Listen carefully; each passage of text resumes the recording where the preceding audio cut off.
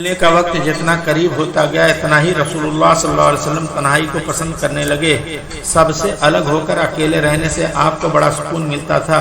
आप अक्सर खाने पीने का सामान लेकर कई कई दिन तक मक्का से दूर जाकर हिरा नामी पहाड़ के एक गार में बैठ जाते और इब्राहिमी तरीके और पाकीदा फितरत की रहनुमाई से अल्लाह की इबादत और जिक्र में मशगूल रहते थे। अल्लाह की कुदरत में गौर फिक्र करते रहते थे और कौम की बुरी हालत को देखकर बहुत गमज़दा रहते थे।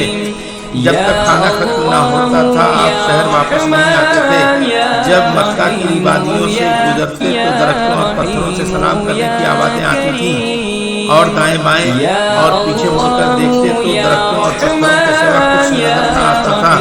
इसी ज़माने में आपको ऐसे ख्वाब नजर आने लगे कि रात में जो कुछ देखते वही दिन में जाहिर होता था। यही सिलसिला चलता रहा कि नबूवत की घड़ी आ पहुंची।